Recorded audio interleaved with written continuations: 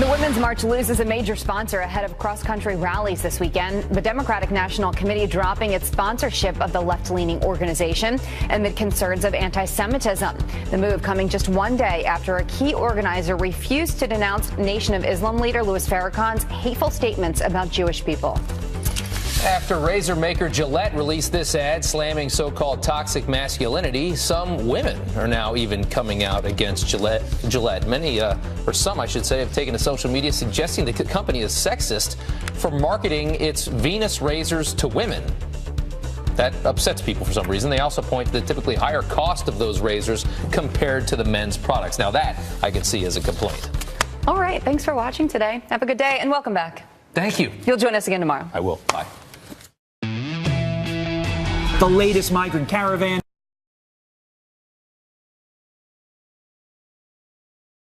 picked up about twice its size. President Trump invited Democrats to the White House for lunch and a meeting to discuss border security.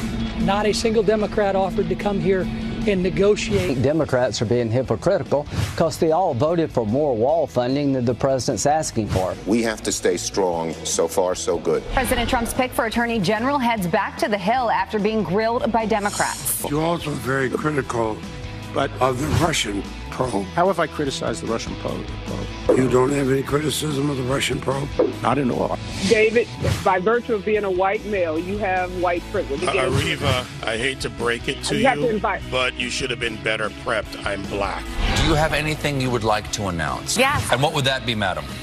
I'm filing an exploratory committee for President of the United States tonight.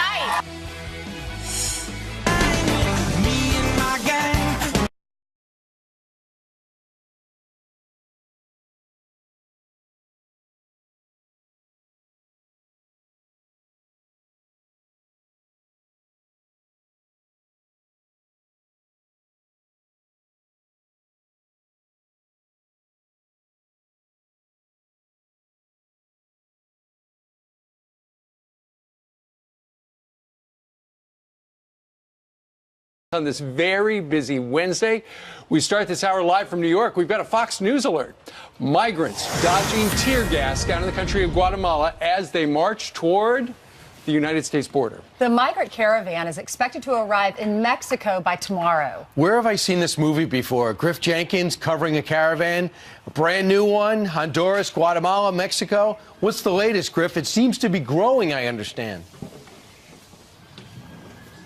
Absolutely, guys. They're wasting no time on that march to America, and they are growing in numbers. We are at Agua Caliente, which is the northwesternmost crossing point between Honduras and Guatemala. I'll give you a little look behind me. This is about 50 or 60 federal police for Honduras lining the border, which is just feet behind me to cross over. And you have several hundred migrants who have been camping out all night waiting for this border to open up, building a fire. They're waiting to line up to show their papers because they have an agreement between Honduras and Guatemala that they will be able to cross peacefully. But there was a bit of a clash last night, causing the police to release some tear gas to get things under control. It's a mix of women and children and men, the men getting impatient because they were given priority to women and children. Now, yesterday we ran into the vice foreign minister, a woman named Nelly Jerez. She's a vice foreign minister in charge of immigration. And I asked her what the number one reason for people leaving. She said that actually fleeing violence is the third reason people leave. I said, what was number one and two? Here's what Nelly Jerez said. It's a better job, quality of life. They want a better quality of life. And the second issue is reunification of families. Now let's talk about what's going to happen now if the migrants are able to peacefully cross this morning, which is what we expect to happen at 6 a.m. local time in just about an hour. They will then march 200 miles towards the Mexico-Guatemala border, and we expect their numbers to grow significantly, possibly even double. They're at 2,000 now, and it's going to get larger because that first caravan I covered, remember, it was about a third of it was made up of Guatemalan citizens wanting also to get to America. I asked the foreign minister, by the way, if they were telling telling this caravan that they would not get into the U.S. just for a job. They said, yes, they're discouraging it and trying to get people to turn back. But obviously, as you see, the migrants are not doing any such thing, guys. Hey, Griff, what I'm wondering is we keep hearing how Mexico learned from the last time when they were pelted by rocks and let the caravans through. They pledged to have a stronger border this time. Any indication that Mexico's ready for the insurgents? Indications are, Brian, that they're definitely ready for what's going to play out in the next 24, 48 hours because they sent the new Mexican president, López Obrador, sent his interior minister down here to Honduras, to the capital, to meet with Guatemalans, Hondurans, and El Salvadorans because they're worried about that crossing in the Guatemala-Mexico border. And they said, listen, if you come legally, if you sign up for a temporary work visa, we'll try and accommodate you. But if you try and bulldoze your way across, like we saw the last time, they're going to have a stronger force.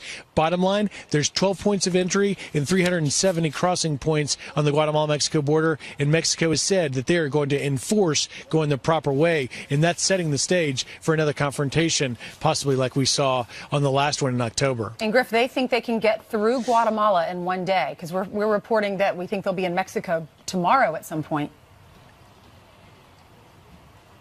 Possibly. That's the indication from our team and our sources here, because what happened, Ainsley, they moved with remarkable speed, 200 miles all the way across Honduras yesterday by catching rides on buses, trucks, and cars. Guatemala will also be friendly to the migrants because they make up a big part of it. If they can get rides, they're going to get there in a day. It could take 2 to 3 if they have to do a considerable amount of walking.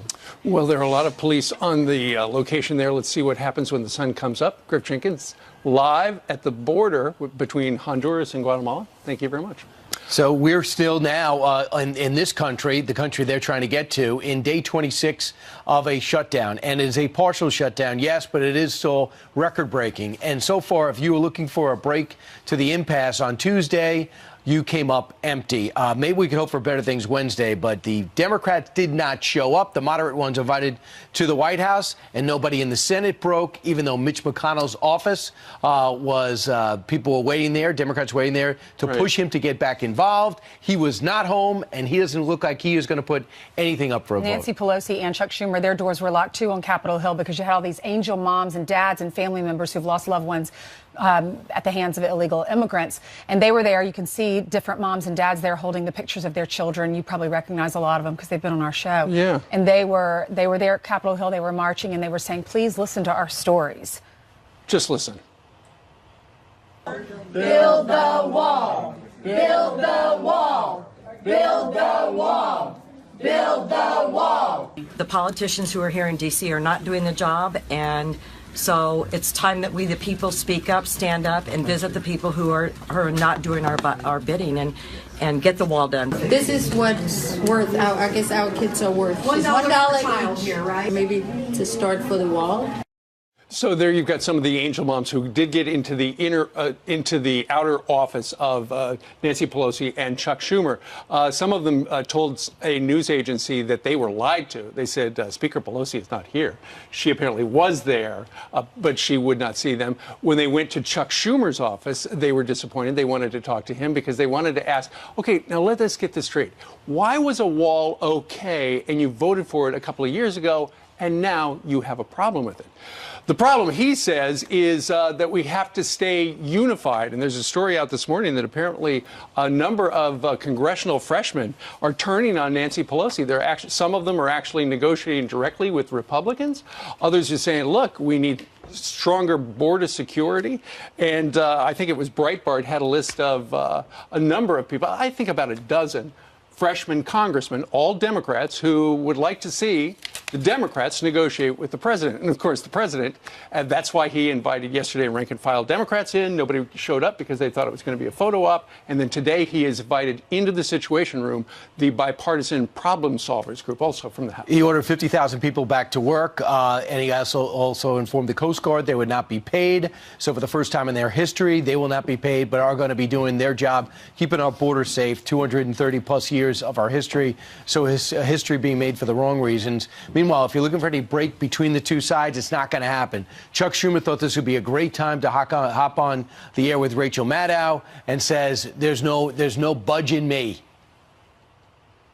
Even those moderate Democrats who were invited to the White House justifiably, correctly said no, because they don't want to just be window dressing. Our view is that Republicans are soon going to be putting enough pressure on Trump to either go around him or force him to change. We have to stay strong. We're all for border security, but don't hold millions of Americans who are feeling real pain hostage. No one ever has a follow-up question. They said the president's backed off the wall. He's already supported a fence. He told the local reporter last week that he would support a fence. The president says we can fix the existing fence. Right. We can continue it a little bit further down with some type of barrier or steel slats. That's where the negotiation is. He feels like he's winning. Until his polls show that Democrats are losing ground, he's not going to budge. Nancy Pelosi's not going to budge. House members, Senate, they have canceled their recess. They were supposed to have a recess next week. They're saying they'll at least meet for a couple of days next week. Right. And the president had a conference call yesterday, I believe, with law enforcement. He talked to a couple hundred people online,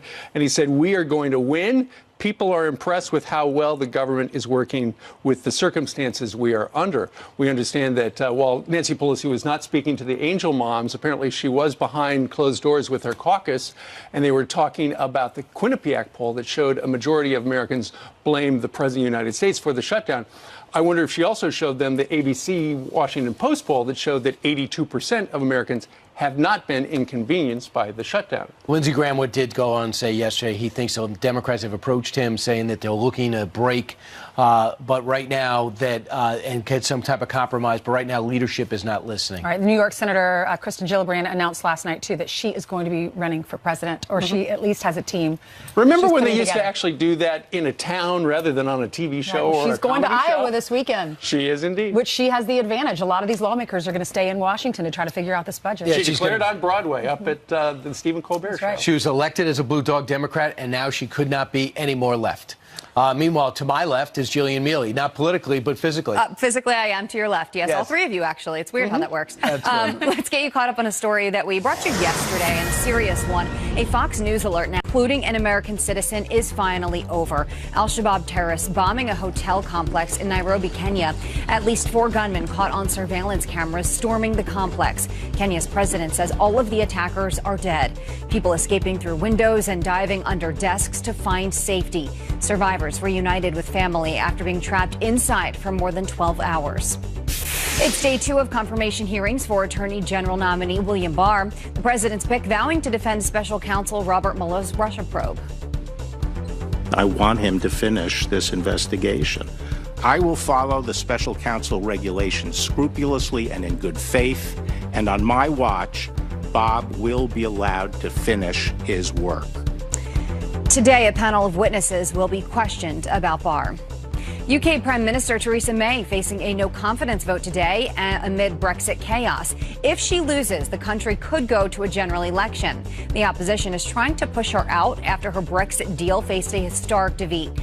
May survived her own party's no-confidence vote last month. The UK is set to leave the EU with or without a deal on March 29th. Alexandria Ocasio-Cortez joining the committee overseeing Wall Street under the leadership of Congresswoman Maxine Waters. The Democratic Socialist announcing her recommendation for the House Financial Services Committee on Twitter. The freshman New York Congresswoman has previously called for taxing Wall Street to support free tuition at public universities. That is a look at your headlines. Let's see what happens to my right. That's going to be some must-see TV. Maxine Waters and OAC. 2-year assignment. All right. Meanwhile, 6:13 here in New York City. A commentator makes a big mistake when she accused our friend David Webb of having white privilege. David, by virtue of being a white male, you have white privilege. Areva, I hate to break it to you, but you should have been better prepped. I'm black. What happened next? David Webb is here live to react. Coming up. Plus, 90% of the media's coverage of President Trump last year was negative, but his approval numbers went up. So will the media get the message this year?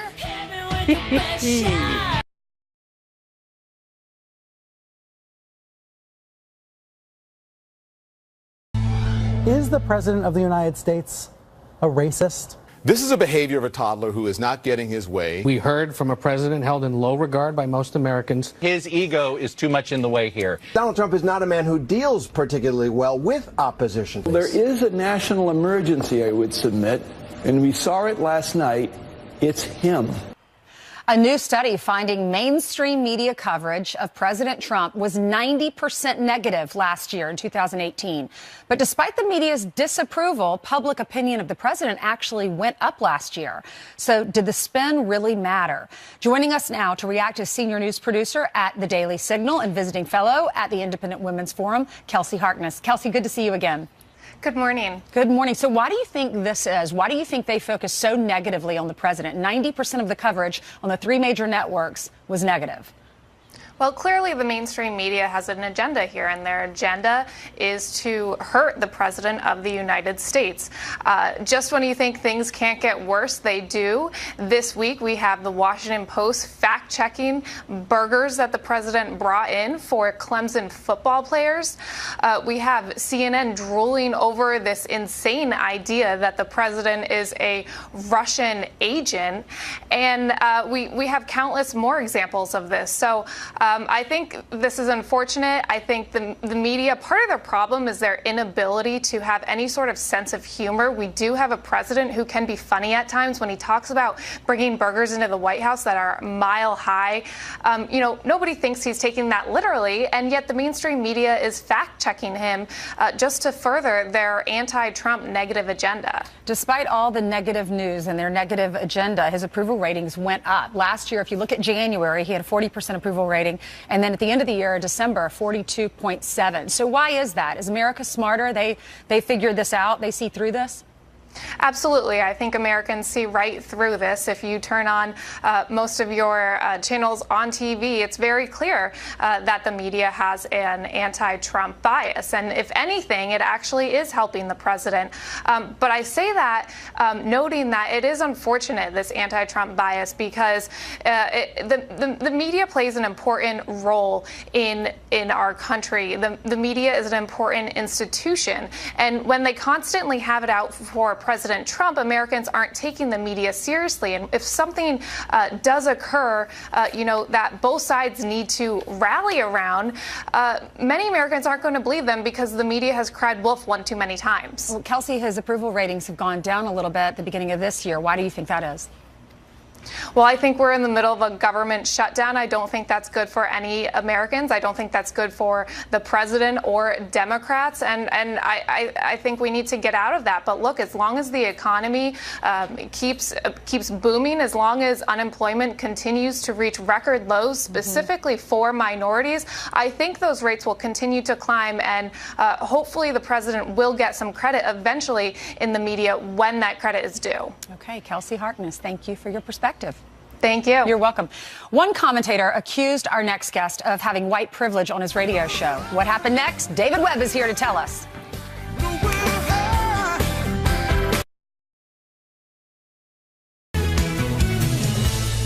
All right, back with some headlines now. An illegal immigrant accused of trafficking $850,000 worth of drugs has been deported 8 times. Jose Lopez arrested in Utah after police found 19 pounds of meth and cocaine in his car. His 16-year-old son was with him at the time.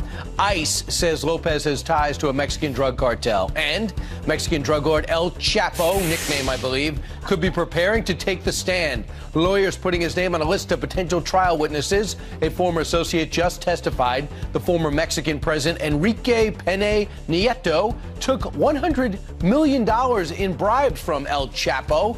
He denied similar accusations in the past. He is now out of office.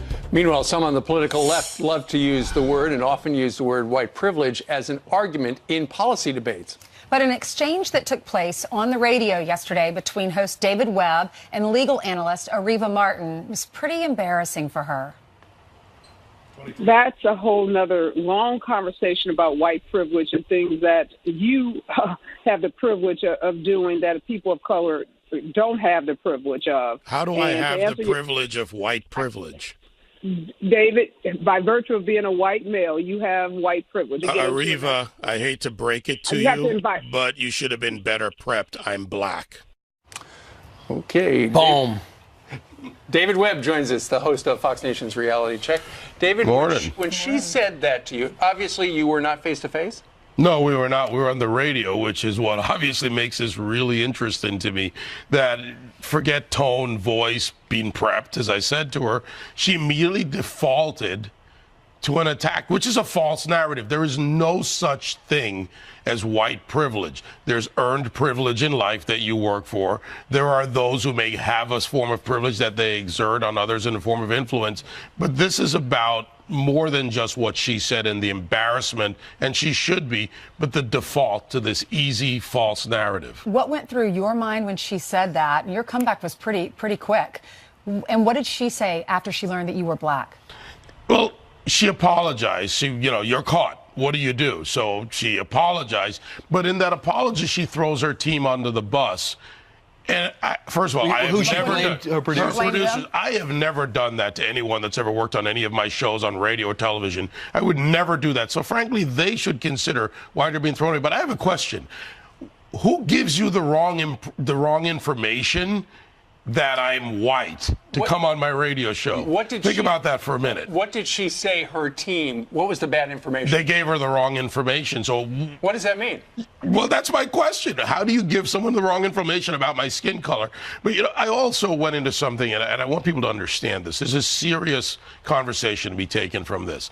As I've said before, our skin is an organ. It doesn't think, it doesn't formulate ideas. Let's look at it that way and go back to the ideas in our head, the ideas in our mind, and the things we need to discuss. So here's the thing. Let's look at the whole issue in particular. You had a set of beliefs that she just assumed made you white because you believe what? Because I was talking about law and process and due process. To be fair, we had a long conversation, probably about 12 minutes or so, going into this portion of my interview with her. And it was a fair exchange of ideas. We were talking about issues where we agree, disagree. We're talking about proof, all things that relate to that. And then we got into the story of media coverage, the CBS coverage team that was tweeted out by AOC, Alexandria Ocasio-Cortez. They're being attacked because of color. And that's how we came around to this. Then I talked about qualifications. I'd been through different genres in radio, as you guys know. Rock, urban, hip hop, you name it. And I've been through different genres in talk. And it was because I did the work, and that's why I made the qualification statement. But being on Patriot Radio with me and being on a conservative talk station, well, I must have been white. It was in her head. But I go back to, who gives you the wrong information about my skin color? I think that was just her response. She was just caught. I don't think her producers tell her. I would imagine they're not telling her what color skin the person Well, I don't interviewing look for color, but if I'm being interviewed, and we started here at some point together, right, what do? I go and I look and I go, who am I talking to? What do I know about him? Brian does radio. You and I have known each other a long time, before you were even on this couch. Same thing, Steve. So what do? You look up who you're interviewing, a lawyer, an attorney. You don't go for color, but you go for information. Clearly, she made a gigantic mistake, and she has apologized. Have you accepted the apology? It wasn't about accepting or not accepting. She got caught. What I hope people take away from it, because I have no reason to diss her, and I did invite her back, by the way. I said at the interview, let's come back and have a longer conversation about white privilege as you see it. So that invitation is out there, and hopefully we can take from this and the media firestorm, that's what happens, and get into that discussion. There's definitely a lesson that we can learn here. We can be better people and not make stereotypes and assumptions based on someone's beliefs or how they vote. But if this were happening, if the shoe were on the other foot, if you had done this to her, if a conservative had done this to a liberal, what would be the reaction? It would be calls for firing. They would be pressuring advertisers. The machine on the left would have gone into full-blown action. They would have demanded that I be thrown off Fox, that I be thrown off Sirius XM Patriot, that I be out of the media and out of the world. And that's a problem, because even though I don't agree with her, I invited her back. I want to have the debate, because the debate lets us expose the ideas and let people decide for themselves. Like I said, our skin's an organ, right? It doesn't think. It doesn't formulate ideas. It just says this is the result of your parentage. We'll watch you more on Fox Nation and listen to you more on the radio. And I always watch you guys in the morning when I'm prepping. So you're part of my prep. All right, good job. Sure, blame us. You did your homework. Thanks, David. Appreciate it. There's Reality Check with David Webb on Fox Nation. Download the app. Meanwhile, the media going into a feeding frenzy after that huge fast food feast for the Clemson Tigers at the White House. I would have thought it was a joke, too, if somebody told us they were serving us Big Macs. Could wipe remnants of a Wendy's burger off your mouth with a White House napkin. Tommy Lahren says the media wouldn't say that if it was President Obama. She's live next. And they say revenge is a dish best served cold, especially if you are vandals trying to run over a snowman.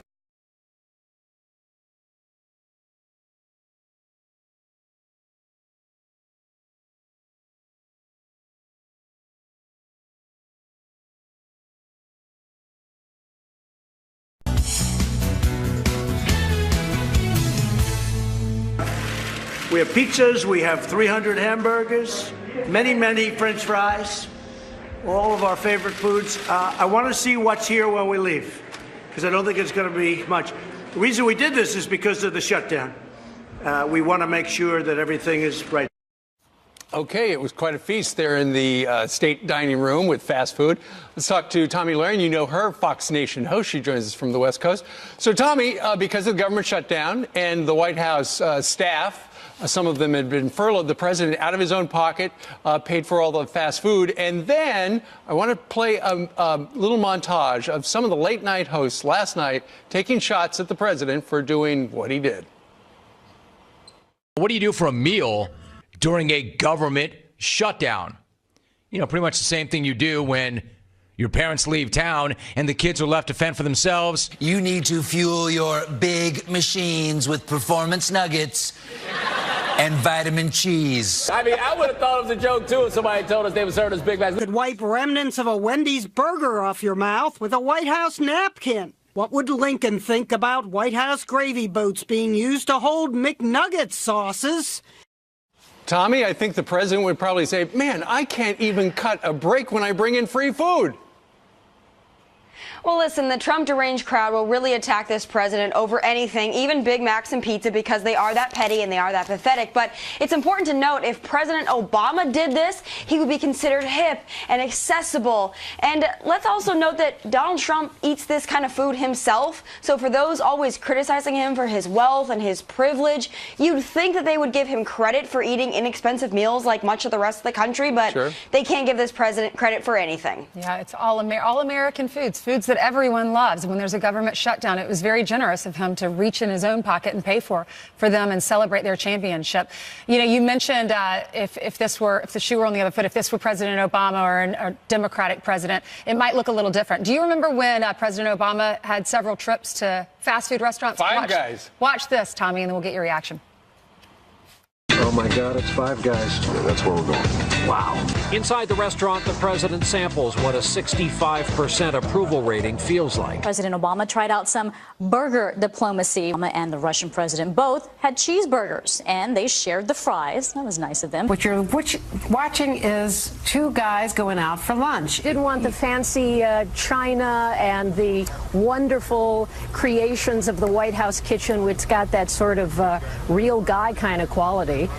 Nothing like hanging out with the vice president of a fast food place. Yeah. But I've always said that. Little difference in the tone of the coverage. Oh, of course, the real guy quality when Obama goes to a fast food restaurant. But if President Trump, out of his own pocket, serves a football team in the White House, then suddenly that's now not considered not good enough. It's considered, some even calling it a disgrace to the nation. But, guys, this really has nothing to do with fast food. It has everything to do with the fact that this president is winning the argument on the shutdown and the border wall, and they have to deflect to something as stupid as fast food to attack the guy. It's a constant game of throwing nonsense at the wall and seeing what sticks. Although the polls do say that so far the public blames him more than Democrats. We'll see how that goes. Well, yesterday in late night television, you probably weren't watching because you're getting ready for this show. Senator Kirsten Gillibrand of New York says, Troy, New York will be my headquarters. And guess what, Stephen Colbert? I'm going to go for it. Listen. Do you have anything you would like to announce? Yes.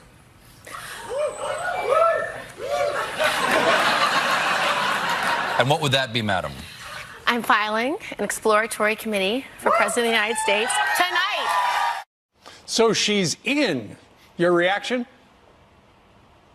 Oh, I just can't wait to watch all these contenders come out for the 2020 race. It's really going to be a circus, and it's going to be for our enjoyment to watch. But listen, she used to be a moderate Democrat. She then became an entrenched member of the establishment with close ties to Wall Street. But now she's trying to be more hip and more cool, like Alexandria Ocasio-Cortez. In her announcement, she already started pushing the identity politics.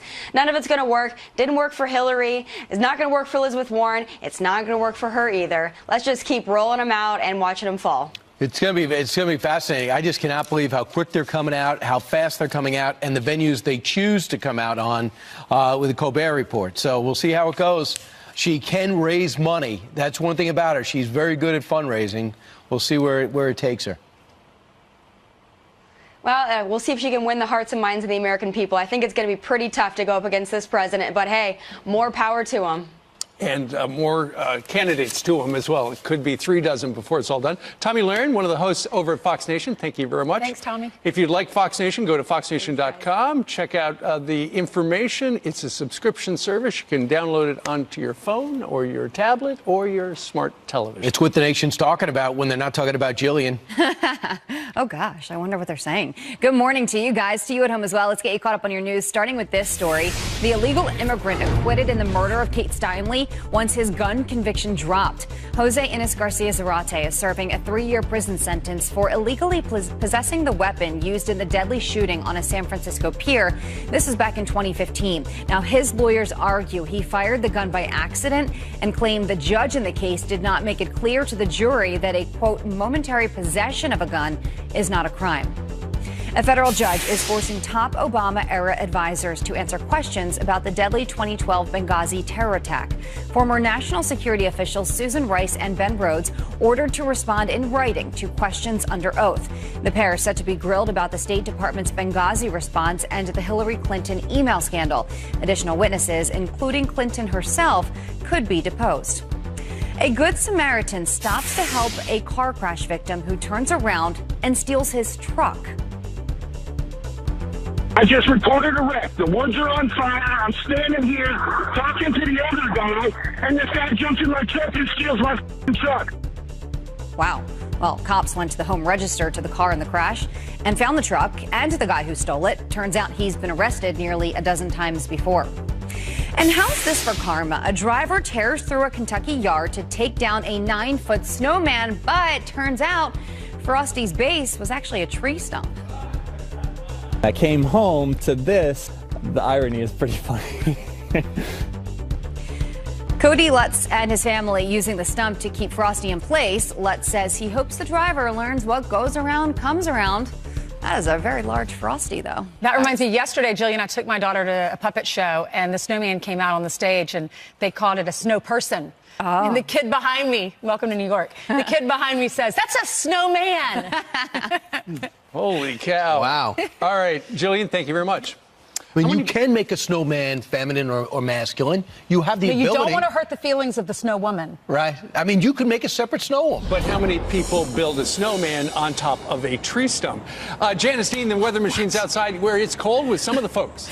Yeah, it is cold outside. Where are you from, my friend? Staten Island, New York. I love Staten Island. What's your name? Paul Catronio. Paul, thank you for coming. What's your name? Robert Bryant, Where are you Seabrook, from? Texas. All right, my friends are here. We're going to get hugs in a second to keep warm, but let's take a look at the maps first because it is cold. Look at those temperatures. With the wind chill, it feels even cooler than that. And what happens in the next couple of days is going to mean the difference between rain or snow across the Northeast. We start off with a couple of systems across the west, bringing the potential for flash flooding and some heavy snow across the mountains. Blizzard warnings for the Sierra Nevada. Some of this energy moves across the country, and we could be dealing with a big winter event on Friday, Saturday, and Sunday for parts of the Northeast. So we'll keep that in mind. All right, come over, guys. Give me big hugs. Thank you for coming. Janice Dean, the weather machine. Yes. There's a lot of love out on the love street. it. And you watch, Janice, that crowd's going to be too big to hug in a little while. All right, Awesome. JD. Come get your hug and your selfie. Come on down. While you can. It's a twofer. When the sun comes up, the people come out. All right, and the snowman melts. Right, and there was a sequel to Frosty, and it had a woman in it, right? And it was her name was Crystal. Crystal. So Frosty had a wife. Mickey had Minnie. All right, moving on. You have heard some on the left call President Trump a dictator ever since he took office, but now James Freeman says those never-Trumpers are abandoning their authoritarian argument, and he joins us live to explain next. Plus, out west, a massive teachers' strike entering its third day in Los Angeles, and new billboards have a solution for some of those teachers. Quit your union. One of the people behind that campaign live to explain why they should. Journal op-ed piece. It's making the case that the Never-Trumpers are now abandoning their fear of his authoritarian takeover. Remember the one that never happened? Here to explain why is James Freeman, assistant editor at the Wall Street Journal editorial page and a Fox News contributor. James, you noticed something about this president as we start his third year. Yeah, it can be difficult to tell because the media is still almost uniformly hostile. 90% negative stories, but go ahead. Right, but there is now a kind of a begrudging trend of journalists admitting that their criticisms of Trump have been over the top. And the biggest one was the authoritarian argument. This was especially big before he was elected and even afterwards, this idea that he was a unique threat to democracy and that our republic was in peril. And you had lots of headlines and books about a new fascism and warning that be facing death of democracy. None of that happened, and you're seeing, for example, the LA Times this week, Doyle McManus limits on his power, and the fact Democrats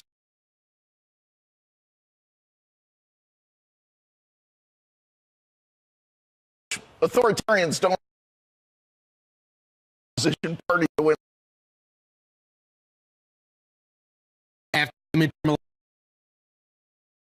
saying it's a panic, why don't they just say he's unorthodox, indifferent, and report? And also the implicit message of that interview, the congressman talked about how they're going to look at high prescription drug prices, flights by cabinet members that may have been for personal use. These are things Washington investigates all the time. And the message there is that big collusion Russia story, it's obviously not taking up all of his time. What is he wasting his time on prescription drug prices if he actually thought there was a coup to rig the election, right? And the implicit message there is he doesn't believe the collusion